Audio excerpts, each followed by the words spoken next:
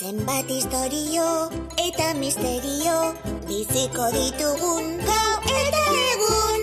Hortaz elkar gaitezen Paris naiz Londresen, urazuetanik kontalari. Hurbil zaitez dira, ederrak baitira, zuaitzetxeko istorioak. Animazioak. Zuaitzetxeko istorioak. Nire txakurraren kiratsa.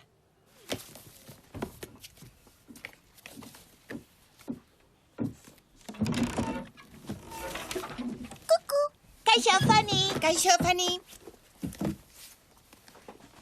Zer, aukeratu duzue istorioa? Hauxe izan daiteke. Edo hauxe. Baina ze...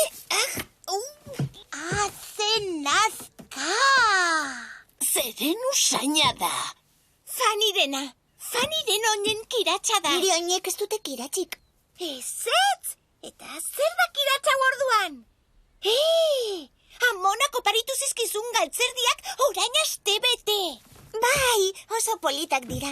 Ez ditut erantzi nahi. Hori txerrikeria da. Ez dut zure aizpa izan nahi. Usain txarra dute, baina ez da hain larria. Zaude, orain gogoratu dut. Nire txakurraren kiratsa. Nire txakurraren kiratsa. Nien aiz txakur kirastua. Ez, zuetzara txakurra. Historio polita da, ikusiko duzu. Bueno, baina Fanny koinetakoak jantzi behar ditu.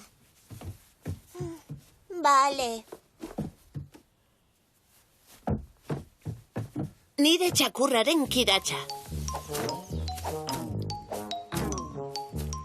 Hau Alfred da, nire txakurra. Esanekoa da, oso ona futbolean, bikaina jolasean, oso azkarra arineketan, eta toki guztietara jarraitzen dit. Behin salbatu egin ninduen itotzear nengoela, eta Silban aurkitu zuen nire arrebaren jostailuzko krokodiloa. Zuetz guztien izenak ezagutzen ditu, eguraldia iragartzen ere badaki. Nirekin egoten da triste nagoenean eta ni alaitzen saiatzen da. Maite dut Alfred, baina kiratsa du.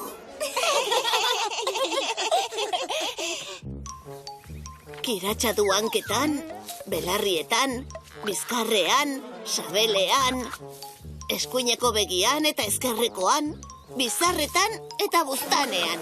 Punta batetik bestera Alfredi kiratsa dario. Beti dago kirastuta, goizean txokolate hartzen dudanean, 10:00 orduan, espagetiak jaten ditudanean, eta hortzak garbitzen ditudanean. Toki guztietan izaten du kiratsa, sofan, dendan, eta igeritokian. Supermerkatuan ere bai, detergenteen sailean. Nik besartean hartu nahi nuke, baina kiratsa du. Historioa irakurriko nioke, baina kiratsa du. Bidaian eramango nuke munduan zehar, baina Kiratsa du. Halako batean arazoa sortu zitzaigun. Beste etxe batera gindoa zen, urrun New Yorkera. Bidaia luzea izango zen hegazkinez, eta Alfred ez zuten barruan onartuko halako kiratsa izan ezkero.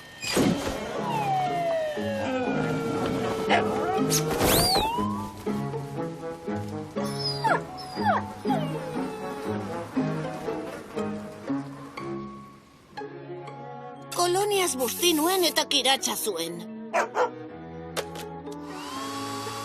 Aire freskagarriak jarri nizkion, baina oraindik kiratsa zuen, horiek ere alferrik. Intzentsuarekin egin nuen proba, gero eta kirats gogorragoa. Arrozen ura ere bota nion eta alferrik kiratsa zuen.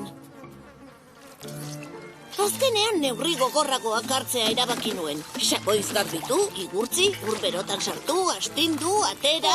Gaixoa. Zergatik? Garbi ibiltzea oso ona da. Ba, niri garbitzea ez zait asko gustatzen. Niri ere ez.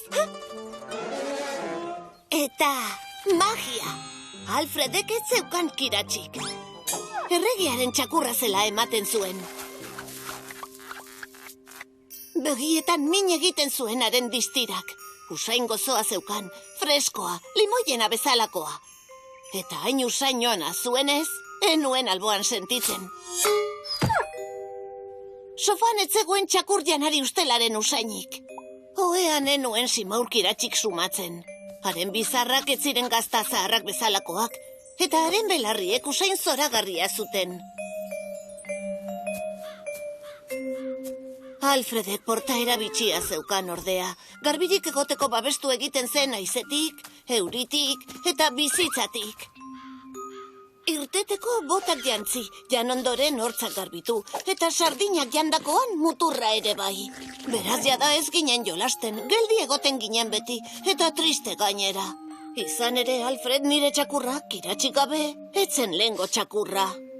Baina, hori barregarria ere ez da.